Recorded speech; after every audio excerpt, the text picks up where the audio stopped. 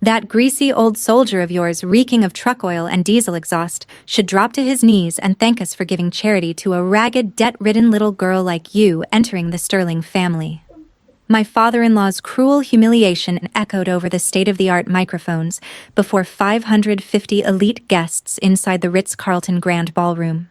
Before the mocking laughter of the wealthy crowd even died down, my husband sneered with absolute disgust and delivered a thunderous, vicious slap across my left cheek, simply because I had dared to lean close and whisper a freezing warning into his ear about the conglomerate's fatal financial deficit. Tasting sharp metallic copper blood on my split lip as it swelled against my teeth, 5 years of silent endurance and slavish obedience officially died inside my soul. They looked down on me as a pathetic leeching parasite entirely unaware that my classified military intelligence clearance had spent half a decade quietly auditing their fraudulent ledgers, saving their rotting corporate empire from a federal Pentagon oversight investigation. I did not shed a single tear or flinch under the stinging pain. Calmly wiping the crimson blood from my mouth with my thumb, I looked up at them with a smile as cold and immovable as a glacial fortress, pulled out my encrypted military phone and dialed the poor old truck driver, the man who was actually General Thomas Vance, a 4-star general and director of the Defense Intelligence Agency DIA. Speaking with icy precision, I commanded, "Dad, prepare $300 million. Tonight, I want to buy out the lives of this entire family." Before I take you back to the exact moment my 5 years of silent endurance began, and why my father's true military rank changed everything, please take a moment to like this video. Let me know in the comments where you are watching from and what time it is right now, because what happened next will completely shock you. The burning pain radiating across my left cheek inside that Ritz-Carlton ballroom did not break my professional composure. Instead, it acted as a psychological tactical bridge, pulling my mind back exactly 5 years to my very first week inside the cavernous Sterling estate. I was 24 years old, fresh off an exhausting 18-month intelligence deployment in the combat zones of Afghanistan, and I stood in their freezing marble foyer wearing a discounted, faded department store dress that barely hid the jagged shrapnel scars across my ribs. My father-in-law, Arthur Sterling, sat at the head of a 20-foot polished mahogany dining table, swirling a glass of expensive vintage scotch while scanning my posture with absolute, unfiltered disdain. He did not see a highly trained military intelligence officer who had survived brutal interrogations and rocket attacks in Kandahar. He only saw a desperate, debt-ridden civilian target that he could systematically break and mold into an obedient domestic asset. My husband Harrison sat beside him leisurely slicing his rare steak without ever offering me a chair to sit on or a basic glass of water. I stood at strict military attention, pressing my heels together on the cold stone floor until my father-in-law finally broke the heavy silence. He leaned forward, gestured toward my worn, scuffed shoes with his silver fork, and delivered his first rule of domestic warfare with a mocking sneer. "We don't serve military rations here, girl," Arthur barked coldly. "Try not to scratch the mahogany table with those calloused combat boots hands of yours." I gripped my silver dog tags beneath my collar, forced my jaw to stay relaxed, and noted his tactical vulnerability and arrogance so thick and overwhelming that it completely blinded him to every fatal threat standing right at eye level. Instead of turning around and walking out the mahogany door, my rigorous combat conditioning betrayed my civilian instincts. I treated his intentional cruelty as a tactical endurance test that required absolute emotional discipline to pass. I clutched those metal dog tags hidden beneath my silk blouse to stop my hands from shaking with rage, utilizing a 4-second tactical inhalation breath to swallow my immediate anger. In the military, physical pain was simply an objective indicator of exertion, and I mistakenly applied that exact same battlefield logic to domestic abuse and emotional manipulation. My husband noticed my stoic silence, walked over, and draped a heavy, possessive arm across my shoulders, squeezing my collarbone with enough physical force to leave a deep purple bruise that lasted for 9 days. He smiled arrogantly at his father and sneered, "Don't be too hard on her, Dad. I brought her into this house as a charitable rehabilitation project to save her from veteran homelessness. She just needs to learn her place." Step by step, they stripped away my human dignity in calculated layers. First, they opened a joint bank account under the deceptive pretense of financial guidance, requiring me to submit written itemized receipts for the most basic household groceries. When I submitted a grocery receipt containing a modest $12 charge for veterinary vitamins for my retired military service dog Harrison, threw the crumpled paper onto the kitchen island, pounded his fist on the marble, and shouted directly into my face. "What is this $12 charge for dog vitamins, Claire?" he demanded furiously. "You justify every single penny you spend in my house. Never forget that without the Sterling family name shielding you, you would just be another forgotten broken soldier standing in a street bread line begging for scraps." I locked my eyes onto the floorboards, outwardly accepting their false narrative while secretly monitoring their behavioral patterns, with the clinical detachment of an intelligence operative cataloging enemy weaknesses. 2 months into our toxic marriage, the Sterling family hosted an exclusive private dinner for senior corporate shareholders, and they humiliatingly forced me to serve trays of hors d'oeuvres like hired catering staff while wearing a uniform maid's apron over my clothes. My mother-in-law Eleanor deliberately stared at my hands whenever I handed her a crystal champagne flute, sighing loudly so her wealthy friends could hear. "Look at those rough, unsightly calluses, darlings," Eleanor complained with theatrical pity. "It is simply dreadful trying to civilize a girl retrieved from the lower classes." Later in the evening, an elderly shareholder asked me about my educational background in mathematics and statistical modeling, and I opened my mouth to politely mention my degree in quantitative analysis from Georgetown University. My husband cut across the room, instantly grabbed my left wrist behind my back, and twisted the joint sharply out of sight from the visiting guests until intense pain shot up my arm. He laughed nervously to cover the tension and told the table with a dismissive wave, "Don't bother talking numbers with her military women, only understand basic arithmetic and peeling potatoes in the mess hall. I warn you, never discuss complex finance with someone who completely lacks corporate breeding." My father-in-law raised his glass in immediate agreement, publicly sealing my role as the household idiot who required constant supervision. Eleanor chuckled coldly from the end of the table and chimed in, "Don't confuse the poor girl with corporate ledgers, Arthur. She barely knows how to balance a simple checkbook without using her fingers." I felt my wrist joint pop painfully under Harrison's cruel grip, but I maintained a completely neutral facial expression, categorizing every single guest sitting at that table as a future legal witness whose sworn testimony I would eventually collect. Later that night, while the Sterling family slept off their expensive imported wine in their upstairs suites, I retreated to the subterranean basement study, where Harrison kept his administrative files stacked in disorganized, chaotic piles across the floor. My left wrist still throbbed and swelled from his violent restraint during dinner, but my analytical mind was fully awake and razor-sharp. I powered on his executive desktop computer, bypassing his elementary password security within 12 seconds using standard military decryption protocols I had mastered in the field. As the complex financial spreadsheets illuminated the dark, damp room, my trained eyes scanned 3 years of corporate tax filings, internal expenditure reports, and offshore wire transfers for Sterling Enterprises. The mathematical data revealed a horrifying reality that completely contradicted their arrogant public display of boundless wealth. The conglomerate was not just losing money slowly, it was actively hemorrhaging millions of dollars through fraudulent offshore shell companies, leaving a catastrophic structural deficit that threatened immediate corporate collapse and insolvency. I printed the primary balance sheet, folded the document into neat, precise squares, and slipped it inside my field notebook with a cold, steady hand. I swore silently in the darkness that I would understand every single number in their ledgers before I ever let them humiliate me at another dinner table again, then methodically erased my digital footprint and locked the desk drawer before the first light of dawn. For the next 4 grueling years, I operated on a mere 3 hours of sleep per night, living an exhausting double life within the oppressive walls of the Sterling mansion. By day, I scrubbed marble floors on my knees, pressed Harrison's tailored Armani suits to perfection, and endured Eleanor's endless condescending lectures regarding my lack of aristocratic posture. By night, after the antique hallway clock passed 1 in the morning, I locked myself inside the basement server room and opened my secure encrypted terminal to analyze the conglomerate's lucrative defense contracts. Sterling Enterprises had recently secured an $80 million federal contract to supply specialized armored plating to the Department of Defense.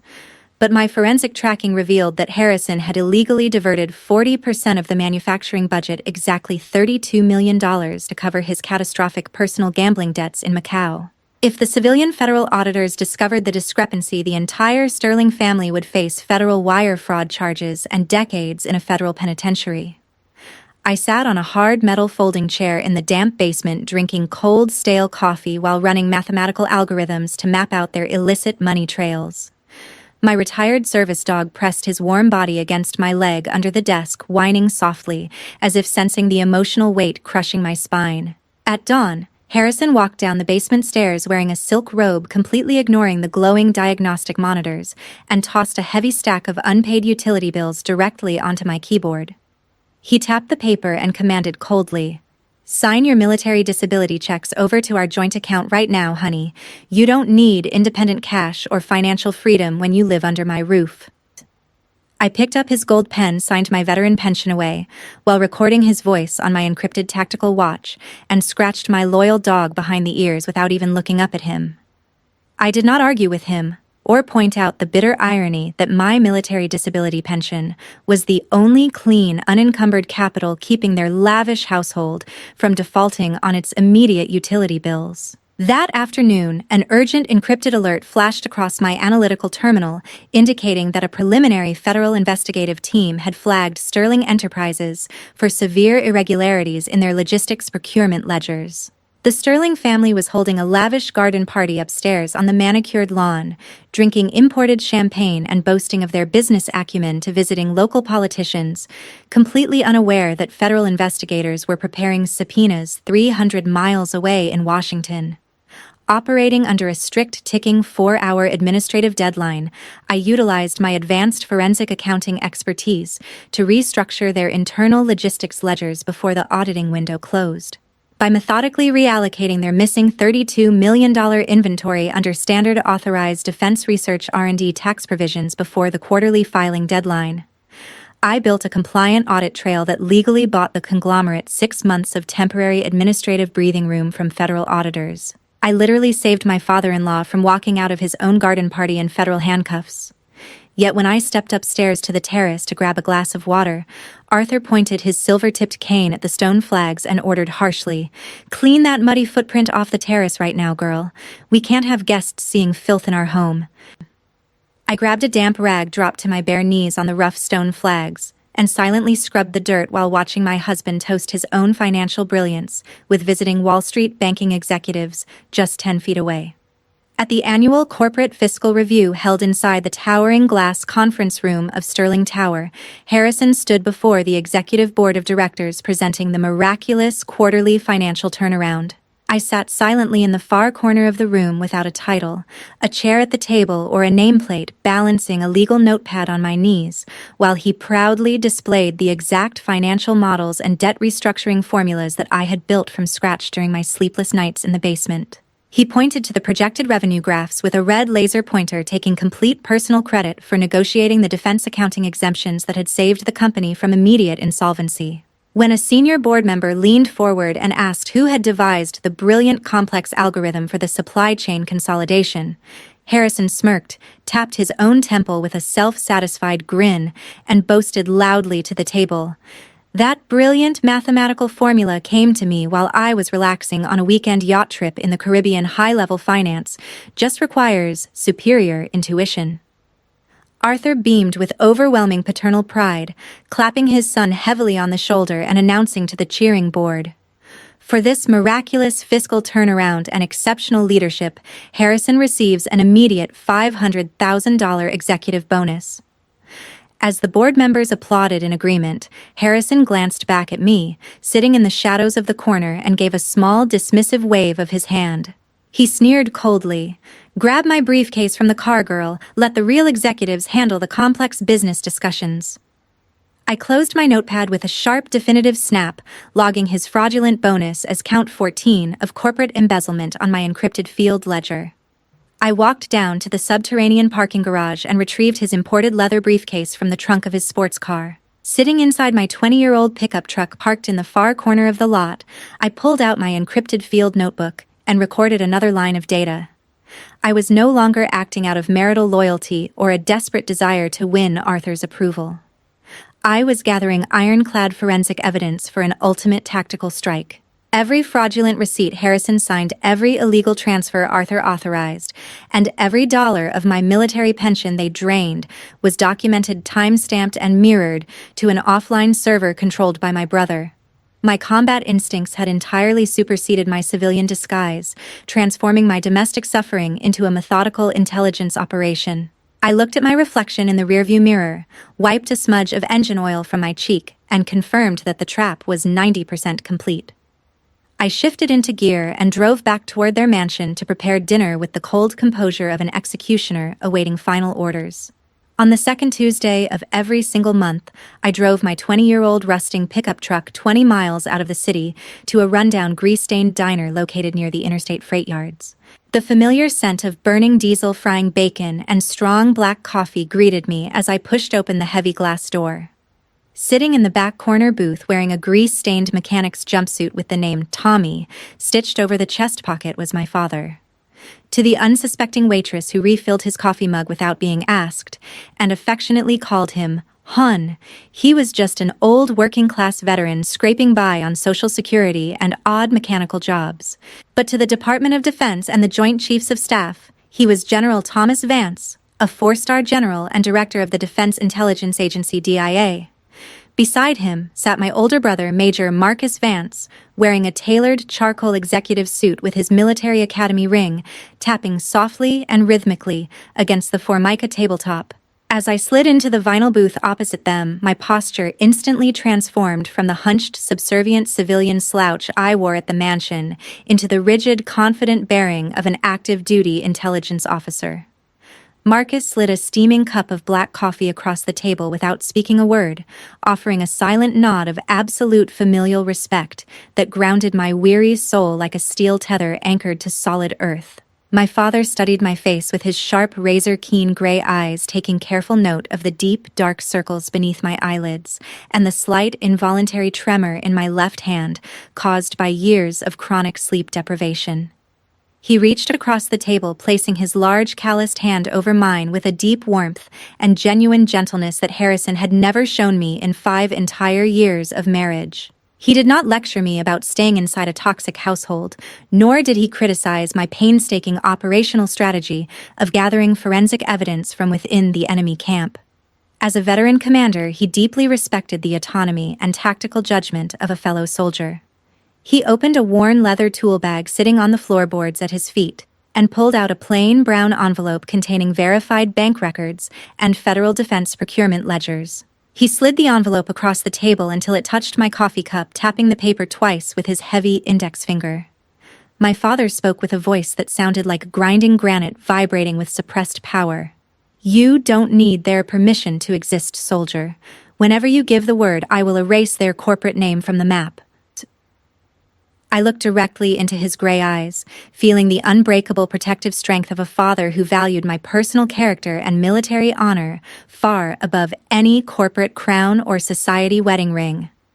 I opened the flap of the envelope and slid out the contents, revealing an encrypted Department of Defense biometric hardware token backed by the private General Vance Family Trust and our family's generational investment funds. That single digital token represented over $300 million in clean, unencumbered liquid capital, more real financial power than the entire Sterling family had managed to generate in 3 generations of corporate manipulation and deceit. Marcus opened his leather attaché case displaying the meticulously drafted foreclosure complaints, federal asset seizure petitions, and emergency receivership injunctions prepared for filing in the United States District Court. He looked at me with clinical legal precision and stated directly, "Claire, your forensic auditing has successfully linked every single fraudulent Sterling bank account directly to Harrison's personal Social Security number and private tax filings. There is no legal escape hatch left for them. All we need is your physical signature on this authorization affidavit to initiate the corporate receivership and freeze every dollar in their name." I looked down at the gleaming hardware token, felt the incredible, intoxicating weight of real power in the palm of my hand, and slowly pushed the envelope back across the table into my father's hands. I stated calmly and firmly, "Not yet, Dad. They are hosting their grand anniversary gala at the Ritz-Carlton next week, and I want them at peak arrogance before the fall." My father nodded slowly, a small proud smile touching the corners of his weathered mouth as he zipped the heavy leather tool bag closed. We finished our coffee in comfortable, unbroken silence, the kind of profound, unspoken peace that exists only among soldiers who have sworn an oath to defend one another with their lives. As we walked out together into the cool air of the gravel parking lot, Marcus stood at strict military attention and rendered a crisp, formal salute to me as his intelligence counterpart. I returned it with sharp, practiced precision, feeling 5 years of suffocating domestic humiliation wash off my skin like dust in a cleansing rainstorm. My father stepped forward, wrapped his powerful arms around my shoulders in a fierce embrace, and pressed a small encrypted satellite transmitter into the palm of my right hand. He instructed me in a low, commanding tone to press the red activation button the exact second the Sterling family crossed the final line of no return, promising that his financial and legal strike force would arrive on scene within 15 minutes of activation. I climbed into the cab of my rusty pickup truck, turned the ignition key, and drove back toward the domestic battlefield, with my psychological armor fully restored and ready for final combat. Before we advance to the morning of the Ritz-Carlton Anniversary Gala and witness the ultimate financial and military takedown of the Sterling Empire, please make sure you have subscribed to our channel and turned on the notification bell so you never miss our daily stories. If you are rooting for Captain Claire Vance and her 4-star general father to deliver total federal justice tonight, type the word justice in the comments below right now. Now let's return to the final battle. On the busy morning of the Ritz-Carlton Anniversary Gala, the Sterling mansion operated at a chaotic fever pitch. Eleanor had hired 3 professional hair and makeup stylists for herself and her 2 daughters, filling the expansive upstairs hallway with the overwhelming scent of expensive hairspray and imported cosmetics. I sat entirely alone in the cramped laundry room on a hard wooden stool, using an old leaking travel iron to press out wrinkles on a 5-year-old evening gown that Eleanor had retrieved from a charity donation bag destined for a thrift store. She walked into the laundry room wearing a silk dressing robe, holding a steaming cup of herbal tea, while inspecting my ironing work with a critical, mocking sneer. She tossed a pair of cheap, tarnished costume earrings directly onto the ironing board and barked her orders with aristocratic disdain. "Stay away from the VIP photography backdrop during the reception tonight, Claire," Eleanor commanded sneeringly. "And make sure you wear this old charity dress, honey. We can't have the press or our shareholders thinking we waste corporate treasury funds dressing up a charity case from the street." I kept my eyes fixed steadily on the hot iron, pressing out a stubborn crease in the faded fabric, while verifying with my fingertips that my encrypted military flash drive was safely stitched inside the gown's inner lining, waiting for deployment. An hour before the stretched limousine arrived, Harrison called me into his private mahogany study, locking the heavy door behind us with a loud, definitive click, and deliberately stepping in front of the exit to block my path. He stood behind his walnut executive desk, tapping a gold pen against a 3-page legal document titled Corporate Indemnification and Liability Transfer Agreement. "Sign this paper right now," Harrison commanded, coldly tapping the signature line. "It legally transfers $45 million of corporate debt, including the $32 million I lost in Macau, and the $13 million I spent on my Cayman yacht, directly onto your name as primary guarantor. If federal investigators ever raid this company, you take the prison sentence while I walk away clean." When I hesitated for 3 seconds, his jaw tightened with furious rage and he stepped closer. "Sign it right now, girl, or I leave you home tonight. Freeze every household credit card in your wallet and permanently cancel the veterinary account for your retired military dog." I did not reach for the gold pen. Instead, I subtly adjusted the cuff of my faded evening gown, activating a Department of Defense micro-audio recorder sewn seamlessly into the seam of my right sleeve. I looked up at Harrison with wide, frightened eyes, deliberately lowering my voice to sound like the terrified, subservient wife he believed he had successfully broken over 5 years. I asked him softly and hesitantly, Harrison, why does the corporate deficit total $45 million when the defense manufacturing budget was only allocated $30 million for the entire fiscal year? Frustrated by my apparent stupidity and eager to attend his pre-gala cocktail party, he slammed his fist onto the walnut desk and shouted the exact verbal confession I required directly into my hidden microphone. "You stupid ignorant girl!" Harrison roared arrogantly. "I funneled $32 million through our Cayman shell accounts to buy my yacht and cover my Macau gambling markers. You think the Pentagon cares? The federal government will never dare audit a patriotic American defense contractor like Sterling Enterprises." I listened with absolute internal stillness, confirmed via my watch that the digital audio file was uploading via encrypted cellular telemetry to Marcus's secure legal server.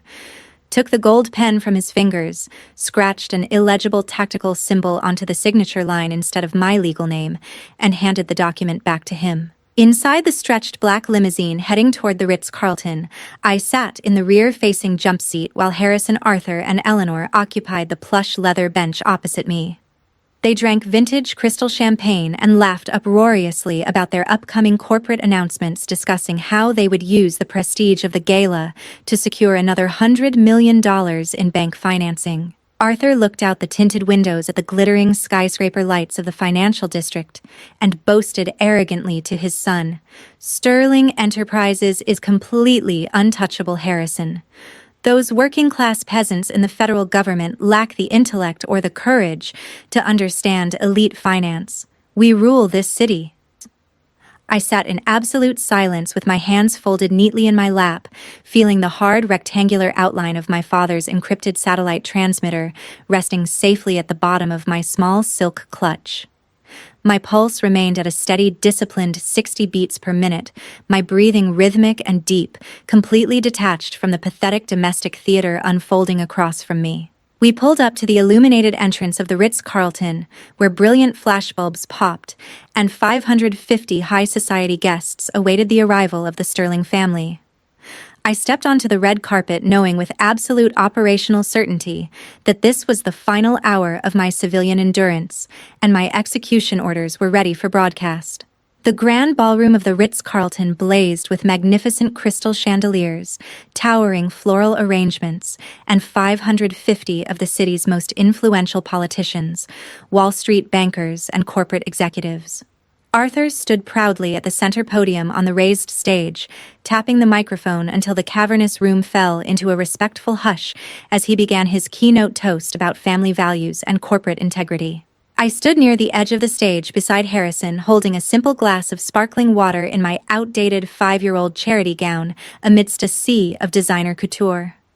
Halfway through his self-congratulatory speech, Arthur paused, pointed a finger directly down at me under the harsh glare of the spotlight, and puffed out his chest. He used his booming public speaking voice to deliver the ultimate public insult designed to entertain his wealthy investors and assert his social dominance. He sneered into the microphone. "That greasy old soldier of yours reeking of truck oil and diesel exhaust should drop to his knees and thank us for giving charity to a ragged, debt-ridden little girl like you entering the Sterling family."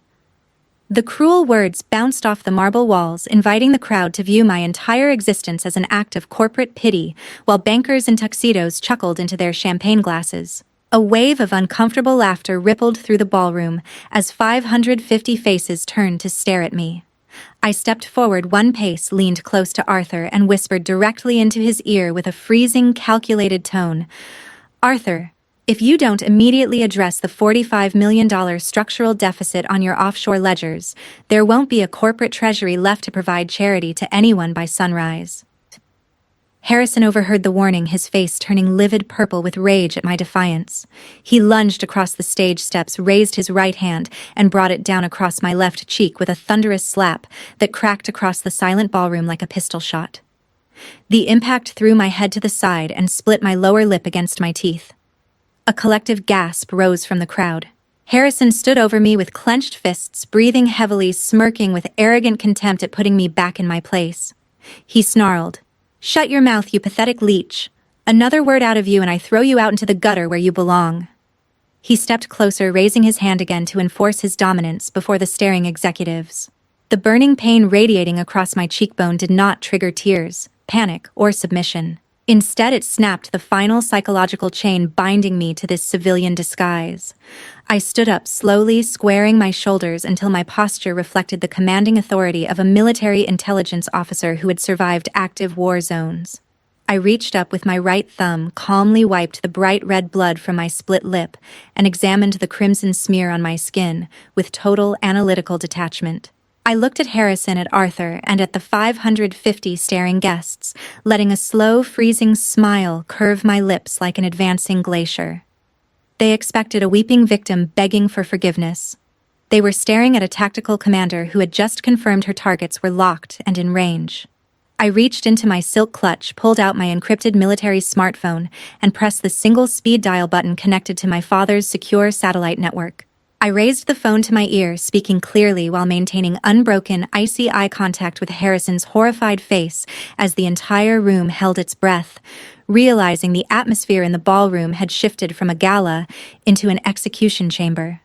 The line connected on the second ring, and my father's deep, steady voice answered from his operational command post 3 miles from the hotel. I did not raise my voice, nor did I explain the assault that had just occurred before 550 witnesses.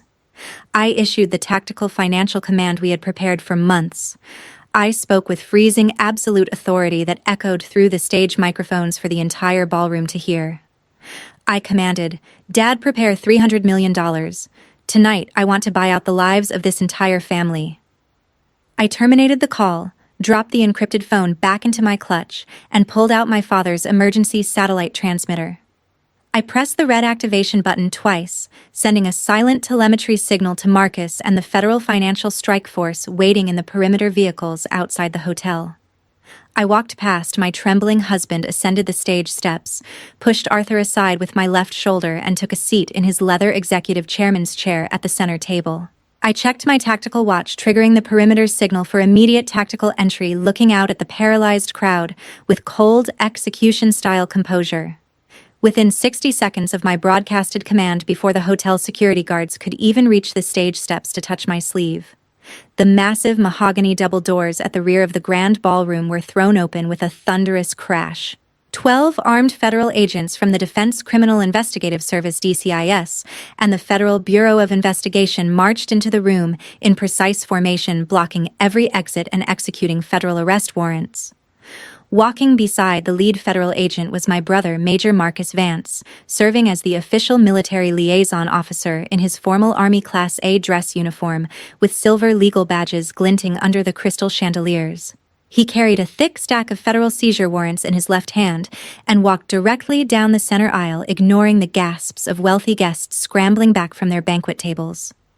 2 federal marshals stepped between me and the advancing hotel security guards, placing their hands on their utility belts and ordering the private guards to stand down immediately under federal authority. Marcus ascended the stage steps, nodded respectfully to me sitting in the chairman's chair, and handed a copy of the federal freezing injunction directly into Arthur's trembling hands, shutting down his corporate authority in an instant.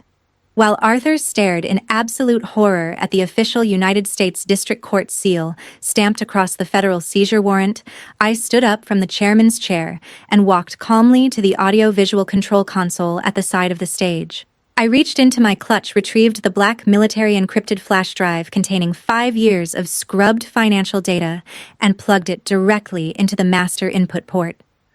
I bypassed the interface security with 3 rapid keystrokes, projecting high-resolution digital copies of Harrison's offshore bank accounts, illegal wire transfers, and forged logistics receipts onto the massive 60-foot LED screen suspended above the stage. The audio system crackled to life, broadcasting the micro-audio recording I had captured in his study that very morning directly over the ballroom's surround sound speakers.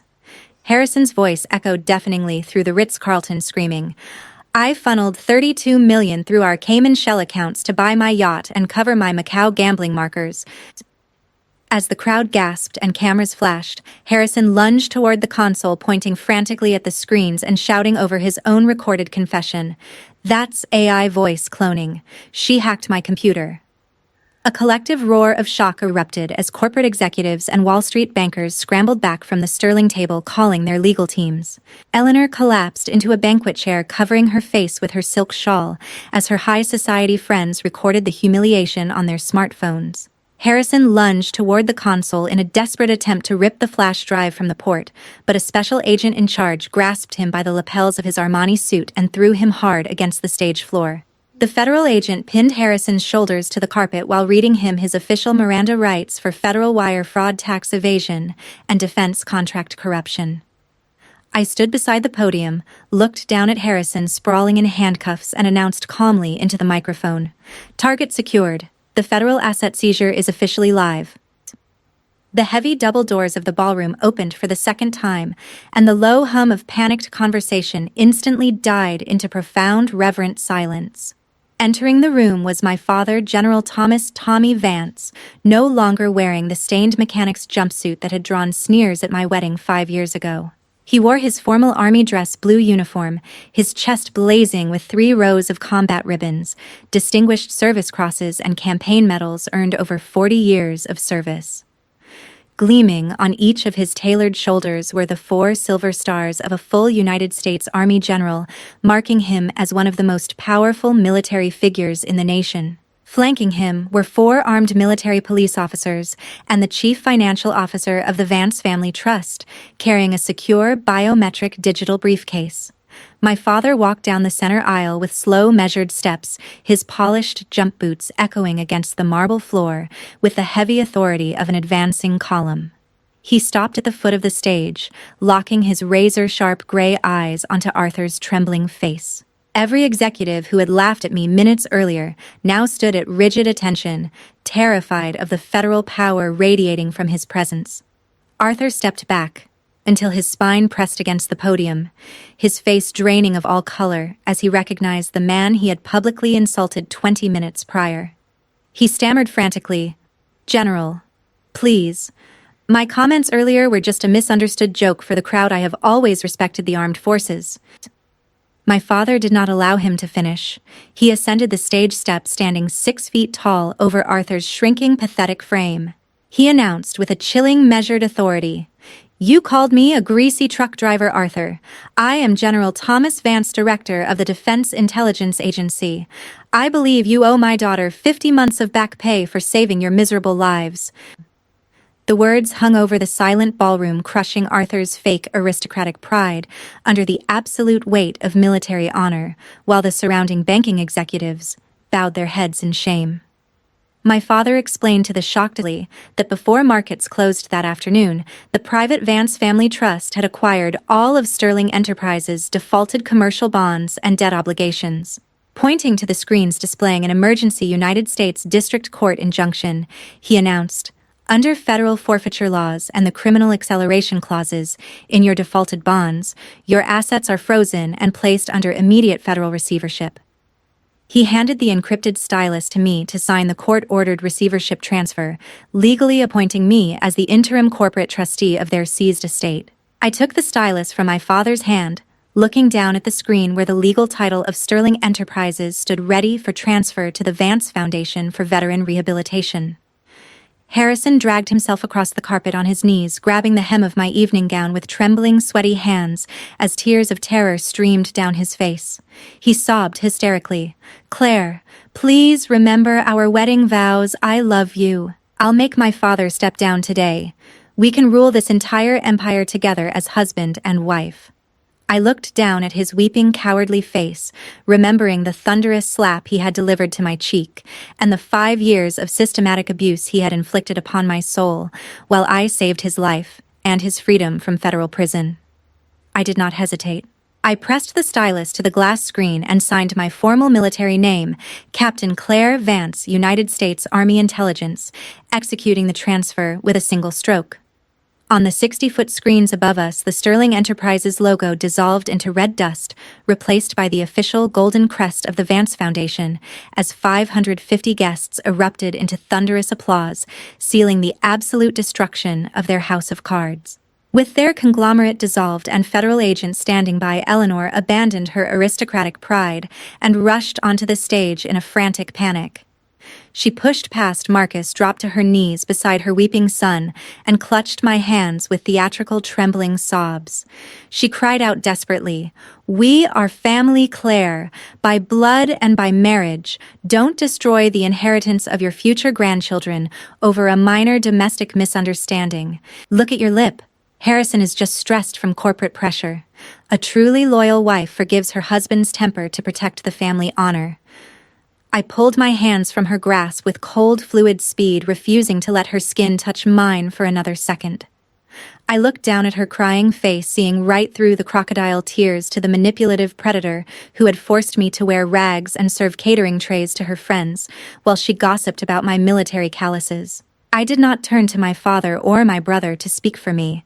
I stepped forward to deliver the final psychological punishment myself, fulfilling the code of an active commander. I looked down at Harrison, still kneeling on the carpet with his head bowed, and commanded sharply, "Stand up on your feet and face me like a soldier, Harrison." When he whimpered and remained on his knees, I reached down, grabbed him by the silk collar of his shirt, and hauled him to his feet with the physical strength I had developed during military deployment. I retrieved a one-page corporate document from Marcus's attaché case and pressed it directly against Harrison's chest. I stood 6 inches from his face, forcing him to look into my eyes as I stripped away every remaining illusion of his manhood and corporate dominance before his peers. I commanded coldly, "Read your termination notice aloud to your friends, Harrison. You didn't marry a wife. You imported a hostage. Your lease is officially expired." Trembling and weeping, he read the words terminating his employment, salary, and access to all corporate properties in front of 550 witnesses who recorded his public humiliation on their phones. I raised my left hand between our faces where the 3-carat diamond wedding ring he had bought with embezzled corporate funds glittered under the ballroom chandeliers. For 5 years, that ring had felt like an iron shackle around my finger, symbolizing my servitude to a family that viewed my existence as an expendable resource. I grasped the ring with my right thumb and forefinger, twisting it smoothly over my knuckle until it broke free from my skin, leaving a pale, clean indentation on my finger. Beside us, on the speaker's podium, sat Harrison's half-empty crystal flute of imported vintage champagne from his earlier keynote toast. I held the diamond ring over the glass, let go of the metal band, and watched it drop into the golden liquid with a sharp, heavy clink that resonated through the stage microphone. I pushed the champagne flute across the wood toward his chest, leaving the symbol of our false marriage drowning at the bottom of his alcohol. I looked him dead in the eye and said, "Keep the diamond to pay for your federal defense attorney, Harrison. My corporate legal team will not offer you a single penny in settlement or spousal support." I turned my back on Harrison, Eleanor, and Arthur, refusing to grant them another second of my time or another glance from my eyes. My father, General Vance, stepped beside me, offering his right arm in formal military fashion, his 4 silver stars gleaming in the ballroom lights as a shield of absolute protection. I linked my arm through his, straightened my spine until I stood at full military height, and began walking down the center aisle alongside Marcus. The 550 elite guests parted before us, bowing their heads in silent respect as federal agents moved on to police the stage to escort Harrison and Arthur out in steel handcuffs. I walked through the mahogany exit doors of the Ritz-Carlton out into the cool night air where a line of black military tactical vehicles stood waiting with their engines idling.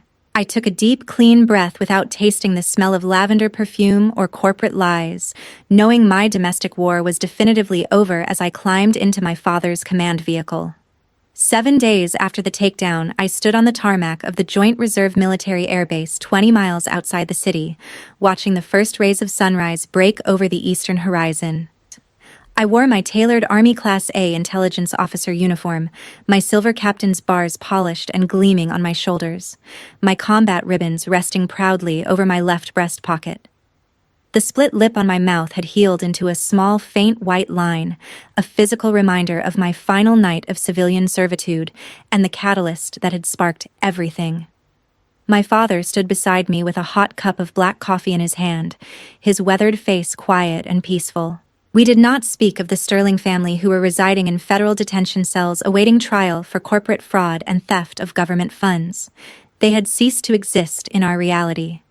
Marcus walked across the tarmac carrying a thick leather binder stamped with the golden emblem of the Department of Defense and the United States Treasury. Inside the binder was the finalized financial charter for the Vance Veteran and Survivor Rehabilitation Center, a non-profit foundation capitalized entirely by the $300 million in liquidated sterling assets. We had converted their mansion, their corporate towers, and their offshore bank accounts into a permanent sanctuary designed to provide legal aid, housing, and financial retraining for abused spouses and recovering combat veterans. Marcus opened the charter document onto the hood of a military staff car and handed me a tactical black pen. I looked down at the signature line, feeling the contrast between signing Harrison's fraudulent tax ledgers in a dark basement and signing a document that would bring hope to thousands of survivors. I pressed the pen to the parchment, writing my full legal name and military rank, with bold, sweeping strokes that marked the true beginning of my legacy. 3 young female veterans standing in formation near a C-17 transport plane turned and rendered a crisp, synchronized salute to me as their new foundation director. I returned their salute with sharp precision, feeling my heart fill with a sense of gratitude and emotional completeness that 5 years of civilian wealth had never come close to providing. My father placed his large hand on my shoulder, giving it a firm, proud squeeze as we watched the sun climb higher into the clear sky, casting golden light across the airbase. I turned to look at my father and my brother, realizing that my 5-year ordeal in the shadows had not been wasted. It had been a training ground that forged my spirit into something unbreakable.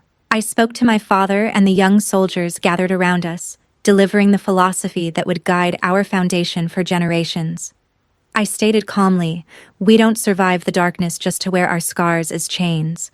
We survive to build a fortress where no one else has to fight alone." The C-17 transport throttled up its engines, releasing a powerful roar that shook the tarmac beneath our boots as it began its taxi toward the main runway for a humanitarian relief deployment. I walked toward the flight line alongside my father and Marcus, feeling the warm morning light across my face and illuminating the silver captain's bars on my shoulders.